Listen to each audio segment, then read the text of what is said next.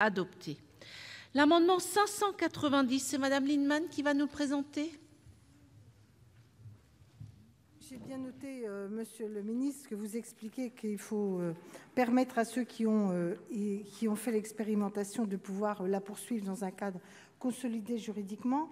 Mais ce que je ne comprends pas, c'est pourquoi vous avez ajouté des critères qui n'étaient pas dans le dispositif initial. Vous avez ajouté des critères à l'alinéa 5 et à l'alinéa 6, des critères qui n'étaient pas dans l'encadrement initial, puisque vous ajoutez un critère qui est qu'un taux de logement commencé rapporté au logement existant sur les 5 dernières années doit être faible et que des perspectives limitées de production pluriannuelle de logements inscrites dans le PLH et de faibles perspectives d'évolution de celui-ci. D'abord, du point de vue juridique, c'est très... Qu'est-ce qu'on appelle un taux de logement commencé faible par rapport, par exemple, au nombre de logements à Paris ? C'est quand même quelque chose d'assez difficile à définir.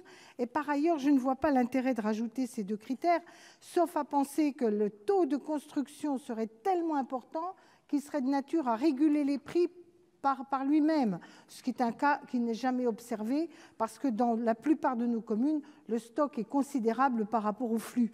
Donc, c'est d'ailleurs un des débats sur est-ce qu'en construisant massivement, on va pouvoir rattraper une régulation des prix, ce dont je doute. Mais indépendamment de mon doute, je ne vois pas l'intérêt de rajouter ces deux critères qui me paraissent donc inutiles et je propose donc que nous supprimions ces deux alinéas. Quel est l'avis de la commission, Madame la rapporteure ? L'avis de la commission est un avis défavorable parce que nous pensons que ces critères, au contraire, sont importants et doivent être maintenus. Quel est l'avis du gouvernement, Monsieur le ministre ? Eh bien, écoutez, je vais vous dire les choses telles qu'elles sont. C'est que dans la préparation du texte, le Conseil d'État nous a exposé que ces critères étaient tout à fait utiles et indispensables. Donc, il nous arrive de suivre les avis du Conseil d'État.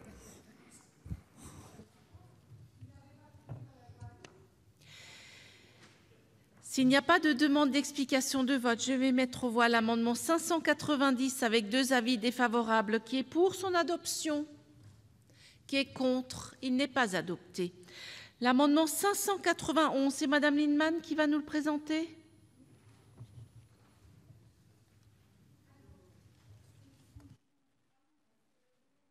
Pérennisation. Mais la pérennisation n'est pas proposée dans le même cadre. L'idée, c'est de dire, si une collectivité a déjà engagé l'expérimentation, à un moment ou un autre, elle peut décider de sa pérennisation. Donc là, il s'agit de permettre à une collectivité qui, parce que de ne pas être en permanence, vous voyez bien aussi l'effet de l'incertitude quand on arrive en bout d'expérimentation. Les gens attendent en se disant on va pouvoir augmenter, etc.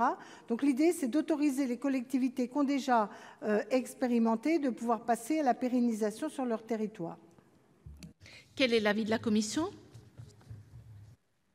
L'avis sera un avis défavorable parce que pour pérenniser le dispositif d'encadrement des loyers, il est nécessaire d'en passer par la loi. On ne peut pas le faire à l'issue de l'expérimentation comme ça.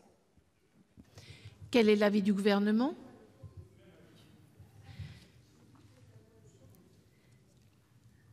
S'il n'y a pas de demande d'explication de vote, je vais mettre aux voix l'amendement 591 avec deux avis défavorables. Qui est pour son adoption ?